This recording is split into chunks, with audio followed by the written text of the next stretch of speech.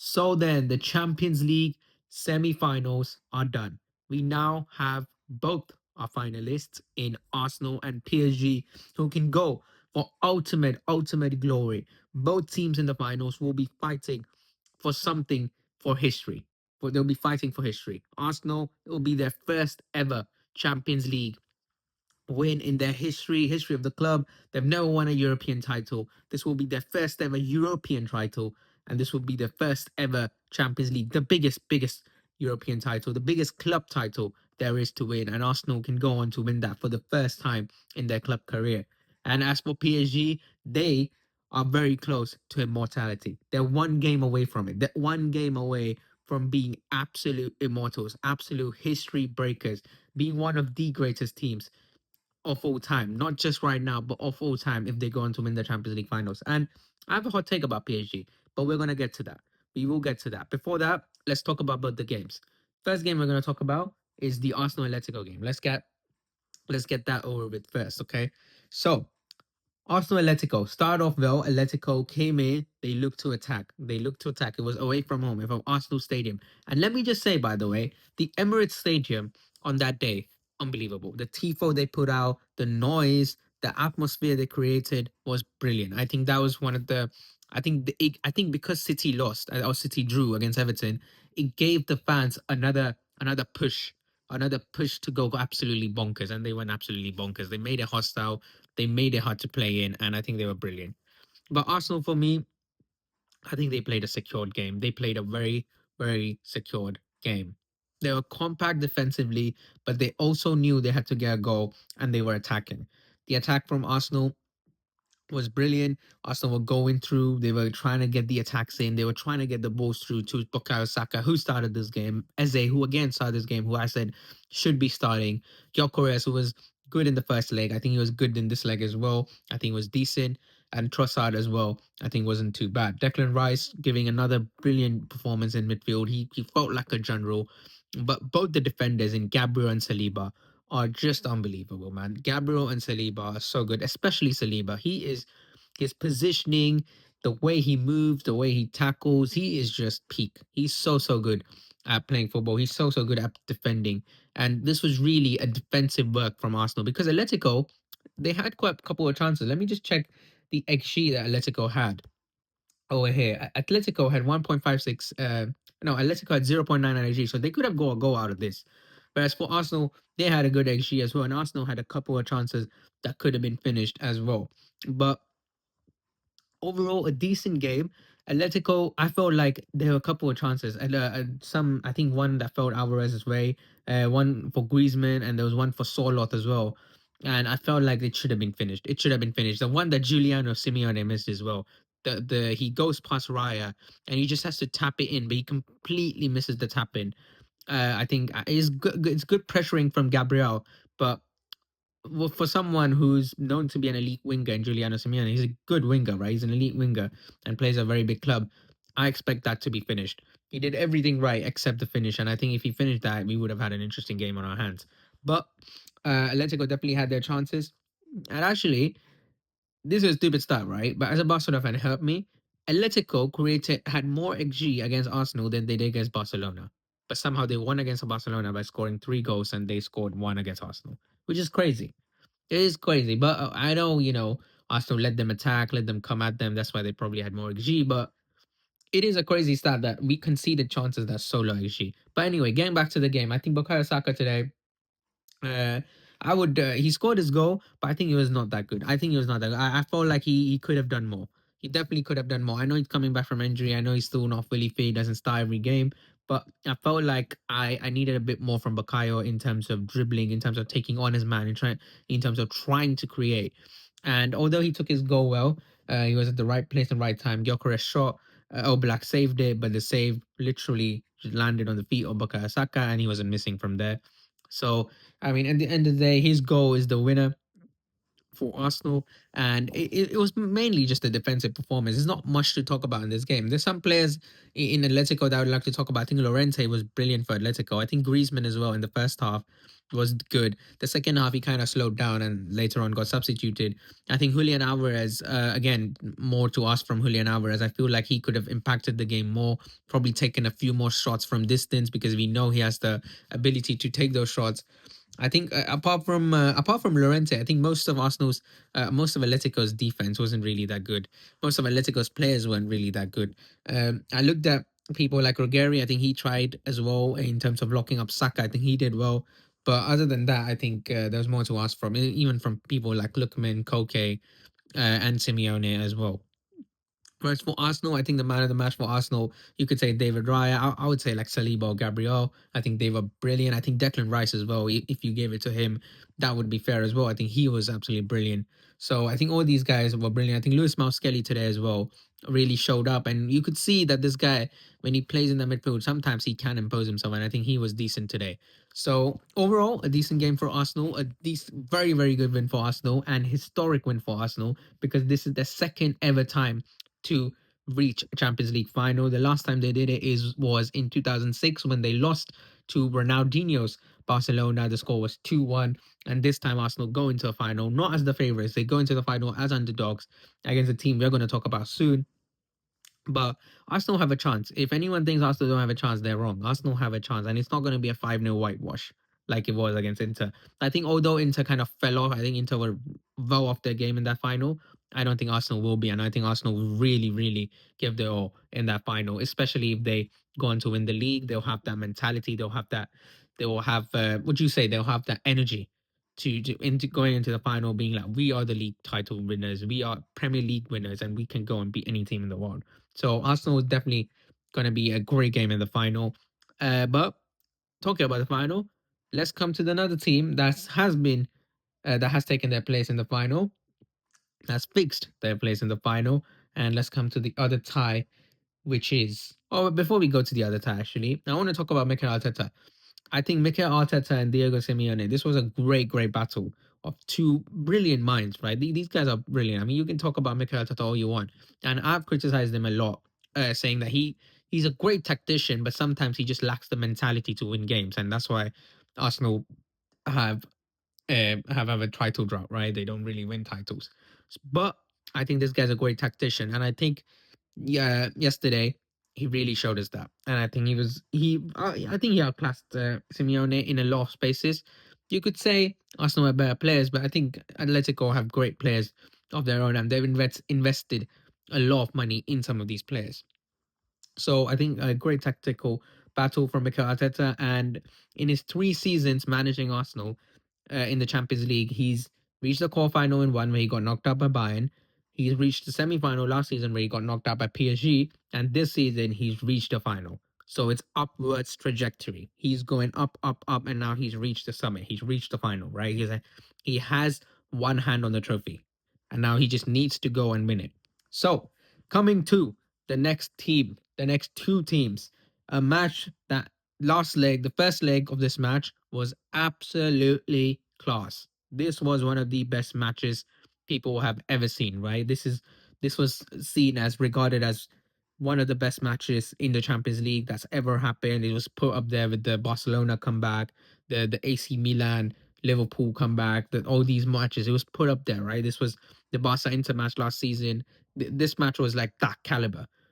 Coming to this leg, I always felt like, I don't know why. I always felt like it was this match was very unpredictable, but in PSG Bayern. But I always felt like it's gonna be really high scoring, like a 3-0, or really low scoring, like a 2-1 or 1-0. And it was kind of like that. It was a 1-0 at the end. And let's get into the match, right? I think PSG started very, very, very well. As soon as they started the match, they knew they were playing in Bayern Munich's arena. They were playing at Bayern Munich's home. They had to go into this match and get a goal, and get a goal as quickly as possible so they can put this tie and lead it comfortably, right? Because a 1-0 lead is basically 1-0, right? 5-4 is basically 1-0. A 1-0 lead is not really good. They need at least 2 goals. They need a 2-goal difference, so they know Bayern will have to do so much to catch up to them, right? And PSG did just that. A great counter attack, some great play from Kvaratskhelia, the back heel, the way he runs through, and then the beautiful, beautiful cross he plays into the box where Usman Dembele, the man of the moment, the man of the hour, the Ballon d'Or winner, is there to absolutely smash the net open, right? He absolutely smashed the net open. There's no way no one was saving that. And PSG lead on the night already, right? They're leading 1-0 on the night. And 6-4 an aggregate. And a great goal, a great play from PSG. And Bayern was stuck. Bayern were struck, right? Bayern were like, whoa, how do we just get scored on so quickly? But we all know about something about Bayern Munich. At home, these guys score crazy amount of goals, right? They have like 3 goals every match at home. These guys are insane at home. So we always knew Bayern will score. Bayern will get their chance. But the way PSG has defended today is brilliant. A lot of people, when the first leg happened, were talking about, oh, yeah, all this attack. But what about the defense? What about defensive performance? The defense is important. Defense wins you games. What about this? These guys don't know how to defend. Well, they do. All right. PSG know how to defend, and they showed it to you today. They scored their goal and they said, all right, let's attack, but not let's not go crazy. Let's focus on defending as well. And when they focus on defending, they were brilliant. And there's one man I really, really want to talk about that was absolutely phenomenal. He was also named the man of the match of the game by UEFA, and that was William Pacho. William Pacho is absolutely amazing. This guy is so underrated. He's so good at defending, and I think he's one of the best defenders in the world. I'm ready to say it because of the performance today, and I think he's one of the best defenders in the world. I think I put him in the category of the Salibas, the Gabriels, the Van Dijks, the Bastonis, all these guys. I think Pacho's there. Pacho is a brilliant, brilliant defender. The way he was defending Harry Kane, a player who scored 50 goals this season, a player who's given every single defender a nightmare, he was unbelievable against him. The way he was trying to double team, the way he was trying to play out the back with connecting with Vitinha, connecting with João Neves. He was brilliant. Connecting at some points with the wingers in Quara. I think Pacho was absolutely brilliant. The way he was covering the space, the way he was some of the blocks he made, I think it was brilliant. And really, really heads up to William Pacho. He commanded that back line beautifully. I think Nuno Mendes, some people say, oh, he's lucky to stay on. The handball incident, and there was 2 incidents. So let's get to those incidents, right? There's 2 incidents where everyone looked at and went, is that foul? Is Bayern been robbed? And I feel like the referee made the right choice. The first incident where João Neves, the Nuno Mendes incident, Lima touches the ball with his hand, right? So in that sense, that's why the referee gave a foul to Lima and not to Nuno Mendes. Because if Nuno Mendes did that and the foul was called on Nuno Mendes, he would have been sent off, right? That would have been a second yellow, and Nuno Mendes would be off. But Lima did handball it before it went to Nuno Mendes, and that is why it was not given as a foul. Now, I think that's a soft handball, but the Davies handball was soft, and so if you're being consistent, they're being consistent, right? The Lima one is also soft, and it's a handball. Coming to the João Neves incident, it's a rule by IFAB. It's written on their website where they basically state that if a teammate is kicking the ball out or clearing the ball out without any intervention from an opposing team, and their player, and it hits his another teammate's hand, which happened here. Vitinha was trying to clear and it hits João Neves' hand. It's not as a handball, no matter where it is, unless it's intentional or trying to stop a goal. It's not a handball. And João Neves, it wasn't intentional. João Neves wasn't trying to stop the ball being cleared. He was just trying. He got scared and he was just this reflex to try to be like, oh, and it hit his hand. So if you go by the rules, it's not handball. The only some of the fouls, okay, there's some fouls here and there where you could say, "Ooh, the PSG get away with it," but I think those are minor, right? Those happen in every semi-final. It's not some huge deal. There was one incident where I think Kane was onside and an offside flag was raised very quickly, and I feel like he was onside. But Kane is not Mbappe. Kane is not Dembele. He's not. He wasn't gonna blast through everyone and try to score. He probably would have got a chance to score, but he already stopped his run and he was gonna try to pass it around, right? So it wasn't like a goal scoring opportunity where it's called offside and oh no, Bayern's been robbed because whoa. So I don't think there's not much robbing. I think the referee did get overwhelmed a bit by the occasion, and there's some decisions where I felt like they went PSG's way a bit. But other than that, I think the referee was fine, really. I think he wasn't the best, but he was fine. Coming to PSG, this brilliant. Desiree Doué today was amazing. Some of the flicks he was doing, some of the one on ones he was coming on. I think he was playing false nine today, so he was playing in the center of the park. But sometimes when he got isolated with a winger, I think he was brilliant. I think João Neves today was brilliant. He was a lights out. João Neves is one of the best midfielders, one of the most underrated midfielders, and he's definitely up there in the conversations of one of the best midfielders in the world. And I think he was brilliant today. I think he was probably the best midfielder with Fabian Ruiz. I think Fabian Ruiz today was brilliant. In the first half, Fabian Ruiz was probably one of their best players. I think he was everywhere. He was locking up. He was double teaming. Olise, helping Nuno Mendes. He was also helping in the attack, the way he was connecting with the midfield. I think Fabian Ruiz was brilliant. Jano was brilliant. And I think Vitinha, as usual, just keeps the play going. Always consistent, always a 7 out of 10 performance. I think overall decent from Vitinha. I think Zaire Emery today in the right back. Although in the first half, I felt like Louis Diaz had his number. In the second half, he really stepped up and he really got into his own. And Zaire Emery is a brilliant talent, right? He's from the academy. And I think he's one of the best midfielders, CDMs, an academy CDM that we have in the world right now, and he can even play right back. He's so versatile, and I think it is brilliant, right? This Zaire Emery kid, he's unbelievable. Marquinhos, I think didn't have to do much today. I think Pacho did most of the heavy lifting, but I think Marquinhos was fine. The goalkeeper and Safinov for PSG again made a couple of saves here and there, not too, nothing too crazy. Coming to Bayern Munich, right? Bayern and the attack, it just felt toothless today. It really did. I feel like Louis Diaz in the first half was the only one really trying, really trying to win this game, trying to get a goal, dribbling, taking on his man. And other than that, I think Harry Kane, up until he scored his goal, was non-existent for me. Michael Elise, I think was just terrible today. I think this is one of the worst games I've seen of Michael Elise. And this was a game at home at Bayern, semi-final of the Champions League, where they really needed their Ballon d'Or winners, right? The Ballon d'Or contenders in Kane and Elise. They needed these guys and they didn't step up. I don't think they stepped up at all. I think Michael Elise was non-existent throughout the game. There was a couple of passes here and there which he made into the box that you could go, oh, okay, well done, Elise. But other than that, I think he was absolutely atrocious today. I think, and this is really where big players step up, right? And we talked about in the first leg where he did step up. In the first half, I think Michael Lisa was brilliant. The second half, we kind of went down a bit. And this is my thing with Michael Lisa. I feel like he needs to get that consistency of being a threat throughout the game. At times, I did see him kind of just phase out of the game, and for a player of that caliber, which we know Michael Elise is, I expect more. I expect more creativity. I expect more unpredictability. And I feel like there's some moves that he does are just predictable. Sometimes he mistouches them. And there has been moments where you can look at Michael Elise and go, oh, should have done much, much better there. I think Jamal Musiala in the first half, in the end of the first half, really turned it up. But in the second half, again, you could see he's dealing with this injury. You could see he's not fully fit to go out there and really create like he used to in his prime. When he was not injured, when he was fully fit. And I think in the end, he kind of dropped down and obviously got substituted for Leonard Carl. I think Kimmich was decent today, but again, I don't think a midfielder like Kimmich, he's not going to do much. He's not going to do too much to impact the game. That's for the attackers to do, right? I think Kimmich did his job, but it wasn't enough.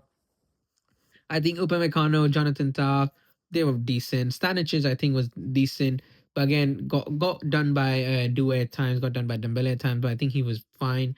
Pavlovic as well, a fine performance. I think Bayern overall, but really not that good. The only player I looked at today was Manuel Neuer, who I think was brilliant. And I think Luis Diaz was good as well, where Manuel Neuer made some great saves. The João Neves save, the Quara save as well. I think there were some great saves from Manuel Neuer today. And I think he really kept them in the game. Um, he really kept them in the game for a long time. But of course, Bayern just couldn't get through the line. And obviously, Kane gets his goal in the end. I think it was an assist from the GOAT himself, Nicholas Jackson. Um, the goal was good, but again, I think it was too late. It was in the 94th minute. I think PSG defended very well. And I think the goal came when they brought on Lucas Hernandez. Um, for Mendes, I think I was, and that's when the goal came. So again, just a mediocre performance for Bayern, and really expected more. when they were playing at home. But I don't blame them because the team in front of them, this team that Luis Enrique has assembled, kind of like, we talk about teams, right? We talk about the greatest teams of all time. We talk about, of course, the Barcelona team, right? 2009, 2011, 2015 Barcelona. All these teams, they are peak, right? These are prime teams with the best players.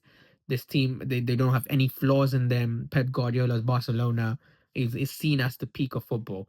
We talk about Real Madrid's three-peat team, the team that's built on movements, the team that is the peak of the Champions League, right? That team is Champions League, that's the best ever Champions League team there has been, right? And we talk about AC Milan with Maldini, Nesta, one of the best defensive teams. We talk about the treble winning Man City team that won a treble, winning the Premier League, FA Cup, Liga, and the Champions League in the final. They were brilliant. Their midfield, their attack was absolutely brilliant. These teams, right? But of course, the Barcelona's the 3P Real Madrid and the Pep's Barcelona, they sit at the top. If PSG win this Champions League, I think they sit beside them.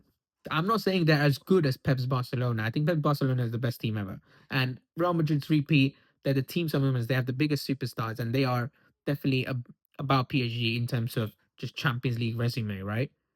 But this PSG team, other than that, sit at that pedestal. I think they do. And I think this team is so, so good. What do they lack? Defensively, unbelievable, which they showed today. Midfield, unbelievable, probably the best in the world. And the attack is unbelievable as well. They have a Ballon d'Or winner in Ousmane Dembele. They have a superstar, Kvaratskhelia, by the way. This guy is absolutely a bona fide superstar. He is so, so, so good. He's so direct. He's so fast. His movements are quick. The shooting ability this guy has is brilliant, right? Even the ability to create and pass and assist is brilliant. The ability to link up, the work rate, the way he goes forward, the way he comes back to defend, the way he presses, Quara is unbelievable. So they have the attack as well with Dembele, Quara, Due, Barcola off the bench, Gonzalo Ramos off the bench. Some great, unbelievable players, right? The starting 11 itself is absolutely elite. And then you come to the manager. Is Luis Enrique not one of the best managers in world football? One of the best managers in world football of all time. He's reached three finals. Not many managers have done that. Only three managers, I think, have ever reached a back-to-back final, and those are Sir Alex Ferguson, Jurgen Klopp, and Zinedine Zidane, which is unbelievable. And I think Carlo Ancelotti did it with AC Milan. So he's unbelievable. He is Luis Enrique is unbelievable. He's an unbelievable manager, and I think PSG have every if they have all the recipes to be that table one of the greatest teams of all time level. And I think if they went go on to beat Arsenal and win the Champions League final, we are going to have that conversation. And it really got me thinking. I want to really make a video, right, on how this PSG team operates and how their signings have helped them and how these signings have been made and what's the plan and everything, right? All the tactical aspects, everything. And I'm going to make that video, and I'll tell you guys when it is. And do subscribe, turn on the bell notifications for the upcoming video. But congratulations to PSG. Congratulations to Arsenal. And this final is going to be unbelievable. This final is going to be so, so much fun. Defense versus attack. This is the final. I would like, right? I would have liked PSG Bayern as a final as well, or Barcelona, but we're not reaching there. But this is going to be unbelievable, and this is going to be a great, great watch. So stay tuned for that, and like, subscribe. Tell me what you guys think in the comments about both the games, and I'll see you later.